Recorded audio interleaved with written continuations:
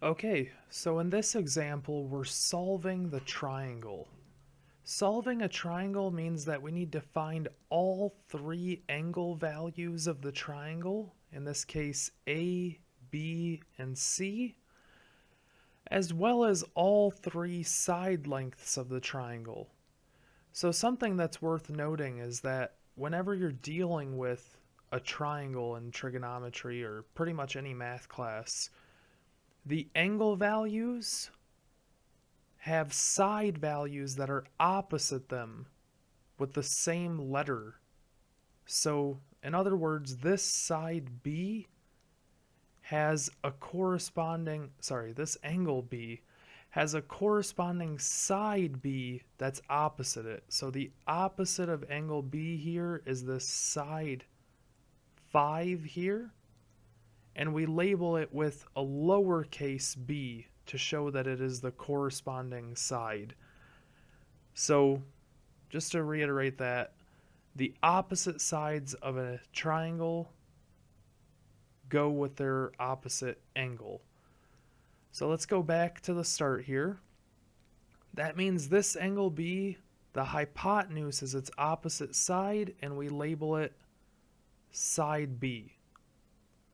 Likewise, this angle C, the side opposite is over here, we'll label it side C.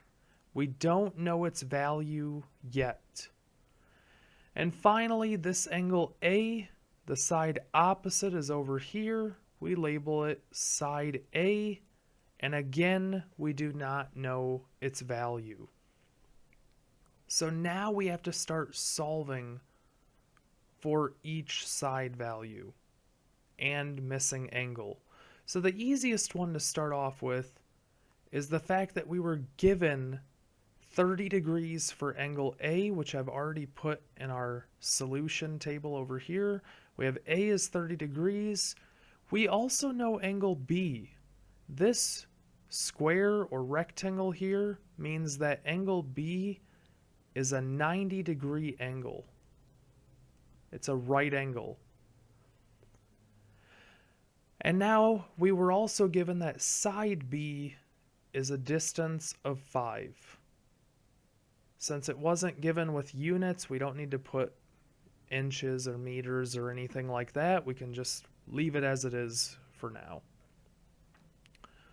So, the easiest value to solve for from here, we need angle C, side A, and side C. The easiest one is this angle C, because we know something about a triangle. We know that if we take all three angles and add them together, the result has to be 180 degrees. This is true of any triangle you deal with. So if we plug in our unknown values, we have 30 degrees for angle A, plus 90 degrees for angle B, plus angle C is equal to 180 degrees. And now we can start solving this for angle C. So 30 degrees plus 90 degrees will give us 120 degrees, plus angle C is equal to 180 degrees. And if we subtract 120 degrees from each side of the equation, we end up getting angle C is equal to 60 degrees. So we'll fill that into our solution over here. And now that allows us to solve for angle A as well as angle C. Side A and side C. Okay, so whenever you're going through this, you want to do your best to use known information, meaning the initial information to be more precise. So the values we started this problem off with were this 30-degree angle, this side value of 5, and this 90-degree angle. If possible, we want to make sure that we use these three values above any other values because we are guaranteed that these are correct. They won't introduce rounding error, and they are exact values. This is always what you should go to. So, let's see if we can use a combination of these three things, or any two of them, or any one of them, if possible, to find our missing side A and C.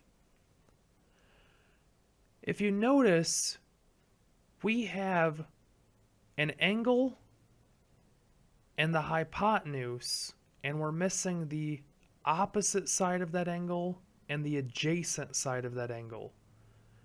So we know something that involves the opposite side and the hypotenuse to start off with. We know that sine of some angle x is equal to the opposite over the hypotenuse. So in this case, sine of angle A, which is 30 degrees, so sine of 30 degrees is equal to the opposite side, which we have as A, over the hypotenuse, which we have as 5. Which means that if we were to solve for this value A, we'd multiply each side by 5 to cancel out this 5 in our denominator and get our A alone, leaving us with A equals 5 times sine of 30 degrees. And we know what sine of 30 degrees is. Although we have just started talking about these, this is one of our unit circle values that we memorize for sine, cosine, and tangent. 30 degrees is an important angle. Sine of 30 degrees is equal to 1/2. So we get 5 times 1/2 is equal to A. And if we want to simplify that, we can put our 5 over 1, which allows us to multiply straight across with our fraction, giving us 5 times 1 is 5, over 1 times 2 is 2, is equal to A. So A is equal to 5/2. And we want to leave this as a fraction. Try your best not to convert to decimals, just because decimals typically imply that there's some sort of rounding going on. This just implies that we have an exact answer here with this 5/2. And now we can go to our final side, side C. So we just solved side A, which was 5/2. And now side C, you might be tempted to say, well, this is a right triangle, so let's use the Pythagorean theorem. And while that's not a bad idea, remember what I mentioned earlier. We need to use these 5 given values that we started with in all possible cases because they will give exact answers. We cannot use the Pythagorean theorem given a side of 5, an angle of 30, and an angle of 90. So we have to go back to what we did over here with sine of x being equal to the opposite over the hypotenuse. We now have to do that with cosine. Why cosine? Because remember, cosine of some angle x is equal to the adjacent over the hypotenuse. And think about what values we were given. We were given an angle and the hypotenuse, and we need to find the side that is attached to that angle, which means the adjacent side. So we're going to find this value, the side value C, exactly like we found side A.